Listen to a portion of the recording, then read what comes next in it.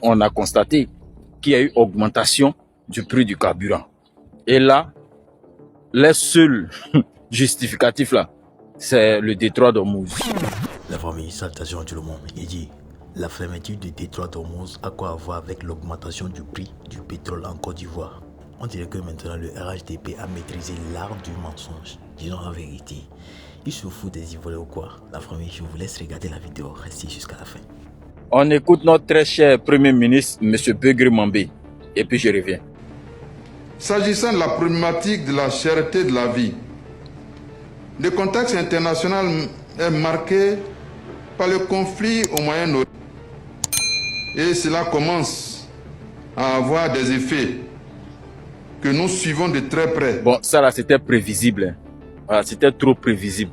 Moi, je m'attendais à ça forcément. Je m'attendais à ce que nos tenants du pouvoir utilisent ce qui se passe dans le Moyen-Orient pour une excuse. Voilà. Pour justifier forcément quelque chose qui doit se passer en Côte d'Ivoire. Et on a constaté qu'il y a eu augmentation du prix du carburant. Et là, les seuls justificatifs là, c'est le détroit d'Ormuz. Parce que le détroit d'Ormuz a été fermé, donc automatiquement ça aura forcément des répercussions sur le carburant en Côte d'Ivoire. Et donc ça aura aussi des répercussions sur la cherté de la vie même dans sa globalité. Parce que s'il y a augmentation du prix du carburant, forcément il va y avoir augmentation de toutes choses. Denrées alimentaires et autres, il y aura augmentation. Ça c'est obligé. Moi, il y a une chose que je ne comprends pas. Nos tenants du pouvoir, là, normalement, ils doivent adopter des politiques d'anticipation. Parce que si à chaque fois, vous devez subir d'abord une situation avant de trouver des solutions, vous savez qu'on va où? Nos tenants du pouvoir, ils ne sont jamais responsables de quoi que ce soit. Tiens, non, ils ne sont jamais responsables. Et ils sont blancs comme neige. C'est-à-dire, eux, là, ce sont des saints. Quel que soit ce qui va arriver en Côte d'Ivoire, ils vont toujours trouver quelque chose à dire. Pour dire que voilà, telle situation, c'est ce qui a provoqué ça. Ah, les gars. Toujours l'extérieur provoque des choses négatives dans notre pays. Pourquoi quand c'est bon et que ça doit s'appliquer ici, on ne voit pas. Mais quand c'est mauvais et que ça s'applique ici, là, on justifie. Ah, on est dans quoi? Merci, on est ensemble. Où sont les bâtards qui nous disaient que non, la guerre qui se passe en Iran, la guerre qui se passe entre l'Iran et Israël, entre l'Amérique et Israël, ça ne nous intéresse pas. Pourquoi nous on met nos bouches dedans, qui viennent dans les commentaires pour écrire les bêtises, les sottises, les inutilités là, où sont-ils? Parce qu'aujourd'hui, vous voyez, hein, vous êtes perdus, les imbéciles là, vous êtes perdus. Aujourd'hui, voilà ça, le prix de l'essence a augmenté en Côte d'Ivoire. Et qu'est-ce que le gouvernement a utilisé? Que non, il y a la guerre au Moyen-Orient. Vous voyez que nous, on voit clair que vous, non. On est plus intelligent 1000 fois que vous, non. Vous voyez comment on est intelligent. Ça, nous, on voit ça depuis longtemps. Quand on commence à parler, il y a des gens dans les commentaires, je voyais certains idiots, les imbéciles, là, surtout sur ma page Facebook, partout, ils écrivent les conneries. Ça dit, il y a des gens quoi? Ça dit, ils sont bêtes, non. Ils veulent se jouer intéressants partout. Si tu n'as rien à écrire, il ne faut pas écrire. Qui t'oblige à écrire? Mais moi, je ne sais pas quoi. Tu n'as rien à écrire là. Faut passer. Mais le mois, il va freiner. Il va venir écrire toutes ces conneries, toutes ces bêtises. Que non, que vous parlez, est-ce que la guerre qui se passe en Iran, est-ce que ça nous intéresse? C'est pas nous nos problèmes, de toutes les façons, c'est en Iran, c'est entre eux là-bas. Bon, maintenant, voilà ça, le gouvernement ivoirien a utilisé pour augmenter le prix d'essence. Pourquoi vous ne parlez pas à les imbéciles là? Pourquoi vous ne parlez pas? Quand c'est pour vous jouer aux intéressants de les commentaires, vous êtes les premiers. Sortez maintenant, vous allez venir écrire dans les commentaires qu'on s'est trompé. Si vous êtes des hommes, venez écrire dans les commentaires que oui, on reconnaît qu'on s'est trompé. Quand nous on parle, ils ont dit dans la guerre qui se passe là-bas, c'est pas bon, parce que les mots, ils veulent utiliser ça pour aller augmenter tous les prix. Les gens sont dans les commentaires pour dire non, vous dites quoi même? Ah, est-ce que ça nous intéresse? C'est la guerre, c'est entre eux là-bas, ouais. C'est entre eux. On dirait la première guerre mondiale, là, ça a commencé en Afrique. Des imbéciles illettrés notoires. Est-ce qu'on vous a dit première guerre mondiale a commencé en Afrique? On vous a dit la première guerre mondiale, c'était en Afrique. Comment on vous a dit la deuxième guerre mondiale a commencé en Afrique? Mais ça tout le monde a utilisé, là, ouais. Mais vous ne faites pas partie du monde. C'est la question que vous posez dans les vidéos précédentes. Vous ne faites pas partie du monde. Bon, maintenant, non. Le gouvernement, maintenant, il voulait augmenter l'essence en disant que oui, ils ont utilisé le prétexte de la guerre. Qu'est-ce que vous dites maintenant? On a raison ou on ment? On a raison ou on ment? Vous aimez trop vous jouer les intéressants. C'est-à-dire, vous êtes tellement bêtes, vous n'avez pas été à l'école, vos cerveaux sont tellement brouillés que vous vous promenez pour écrire des sottises, des inepties, comment on appelle, des inutilités dans les commentaires des gens. Sauvagement comme ça, ils se promènent. Ils écrivent, non? Ah, toi, tu dis quoi là-bas? De toutes les façons, c'est entre et là-bas, ça ne nous intéresse pas. Bon, essence qui a augmenté là-haut, bâtard là, c'est comment? Ça augmente en Côte d'Ivoire, ou bien, tu vois, Côte d'Ivoire en guerre Iran maintenant, ou bien Côte d'Ivoire en guerre l'Amérique, ou bien Côte d'Ivoire en guerre Israël. Mais pourquoi l'essence a augmenté? Vous voyez comment votre cerveau ne réfléchit pas pour aller loin, non? Vous voyez comment le cerveau ne réfléchit pas pour aller loin? C'est gars, si on est ensemble pour tout à l'heure pour les décortications de ce qui se passe au Mali, parce qu'il y a de très bonnes nouvelles là-bas. Eh oui, soyez connectés, restez concentrés, famille, on est ensemble devant tout pour vous servir. Tous ceux qui sont jaloux, allez-y vous faire foutre. Et le président d'eau, tout le respect, non au 4e mandat. On est ensemble devant tout pour vous servir. Au fait, je viens de me rendre compte que les gens s'en foutent. Tout ce qu'on raconte, ils s'en foutent. C'est-à-dire qu'on parle ou on parle, eux, c'est pas les problèmes. Eux, ils font ce qu'ils ont envie de faire et puis ils avancent. Au temps du président Gbagbo Laurent là, est-ce qu'on avait découvert le gisement baleine? Est-ce qu'on avait découvert le gisement Kalaosef? On n'avait pas découvert ça. Mais le gars faisait le pétrole à combien? En temps de crise, temps de guerre que vous avez amené, que vous avez fait. Tous les Djali, vous avez fait là. Vous avez fait ça pourquoi? Pour venir rendre la vie chère.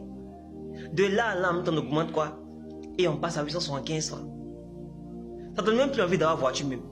Ça donne même plus envie d'avoir un moyen de transport même. De toute façon, même le transport va augmenter forcément. Forcément, ça va augmenter. On ne sait vraiment pas vraiment comment est-ce qu'on va se sortir même dans le pays là. Vous avez fait tout ça là, c'était pour venir rendre la vie dure aux gens. Et ça augmente seulement.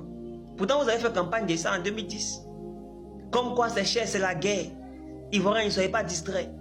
Aujourd'hui là, vous faites distraction en bas et puis vous mettez le problème en haut.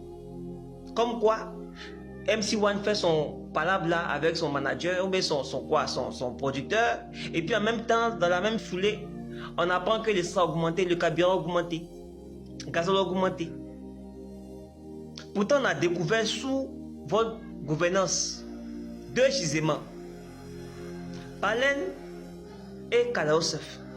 Malgré tout là, essence là diminue pas, carburant là diminue pas. Comment c'est possible? Ou bien la terre là c'est pas pour nous? Ou bien la terre là ça appartient aux occidentaux, à ceux qui viennent, soi-disant ils ont fait quoi? Exploitation et autres là. C'est pour eux la terre. C'est pour eux. Hein? Ça c'est un premier point. Ce qui me fatigue encore, c'est que le Moro me vient et puis dit non que lui quoi, il a besoin de 114 000 milliards. 114 000 milliards pour soi-disant financer le programme de quoi? Le programme national de développement 2026-2030. Bon le père, les billets là qui impriment? France CFA là qui imprime billets là? Parce que j'ai appris, c'est marqué, comme quoi le financement serait fait à 30% par l'État et 70% par crédit, genre des investisseurs étrangers là, voilà, dans le privé. Mais les billets là, France CFA là qui imprime billets là? N'est-ce pas la France à Chamalières? Et qui vient nous aider, soi-disant non, c'est ou bien quoi, de combien de milliards? L'Union européenne. Bon, finalement, tu vois pas qu'on s'est fait entuber. Des gens eux-mêmes qui impriment le billet, eux-mêmes ils impriment billet là. Et puis ils vont imprimer pour venir donner crédit. Bon, explique-moi, vieux. Si nous-mêmes notre propre argent est dans la main des autres, si eux-mêmes ils impriment, ça veut dire qu'ils peuvent imprimer ce qu'ils veulent et puis ils viennent te donner comme c'est crédit. Toi-même ton propre argent, ton propre billet, ta propre monnaie. Et toi, on parle de ça comme quoi le franc CFA c'est mauvais pour nous. Mais non, hein, tu es le seul à défendre. Cette monnaie en fait freine le développement des pays qui l'utilisent. Le franc CFA c'est notre monnaie et nous l'avons accepté et nous l'avons développé. Il y a eu un certain nombre de chefs d'État qui ont dans les années 60 et 70 tenté de sortir du franc ou bien ont émis des critiques et certains d'entre eux ont été éliminés. Je pense à Sylvanus Olympio au Togo notamment. Le franc CFA ne garantit pas le développement des pays concernés. Qu'est-ce que le président Macron, le président français actuel, pense du franc CFA? Est-ce qu'il est prêt à laisser les pays africains décider de leur retrait éventuel du franc CFA? Alors il a eu un discours très ambigu. Au départ, il disait qu'il était prêt à tout changement. Personne n'oblige quelque État que ce soit à en être membre. Le président Kaboré décide demain, je ne suis plus dans la zone franc, il n'y est plus. Ensuite, il a expliqué qu'il est toujours ouvert au changement, mais qu'il faut que ce soit les présidents, les dirigeants des États d'Afrique qui fassent des propositions. Et ils précisent bien ensemble. Et on sait bien que tous les chefs d'État ne peuvent pas se mettre d'accord parce que certains sont plus proches des autorités françaises que d'autres. Cette monnaie est solide. Elle est appropriée. Donc tout ce débat est un non-sens. Voilà, c'est très compliqué. Donc c'est très ambigu, mais on sait que le Trésor français qui gère tout ça n'a aucune envie de voir la zone franc lui échapper. Pour le franc CFA fabriqué en France, à Chamalières et Pessac. Ce qui ne permet pas aux pays africains de créer de monnaie supplémentaire, notamment en cas de croissance par exemple. Les investissements sont donc entravés et le développement de ces pays freiné. C'est assez logique, parce qu'encore une fois, ça a été créé en faveur de la métropole. Elle dit blanc même. Blanc même dit que c'est mauvais. Tout le monde dit que c'est mauvais. Même ceux qui ont créé là me disent que c'est mauvais. Mais toi seul, l'économiste, tu dis non, c'est notre monnaie, c'est bon. C'est bon, c'est bon. Explique-moi comment c'est possible, vieux. Comment c'est possible?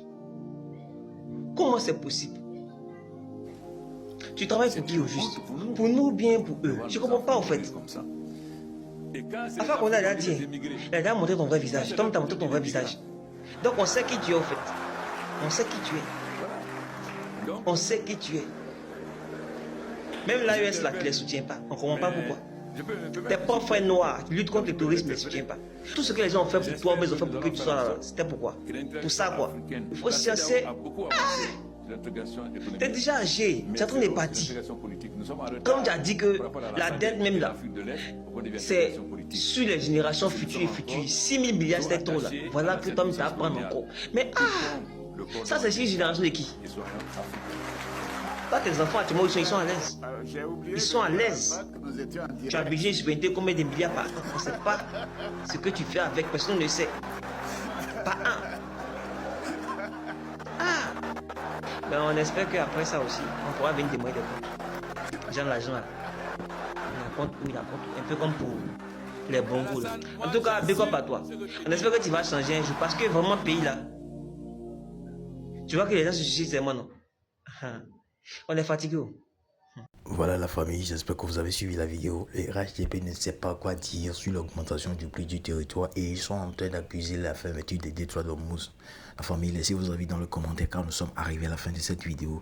Et si vous avez aimé la vidéo, n'oubliez pas de vous abonner, d'activer la cloche de notification pour nos prochaines sorties. On est ensemble.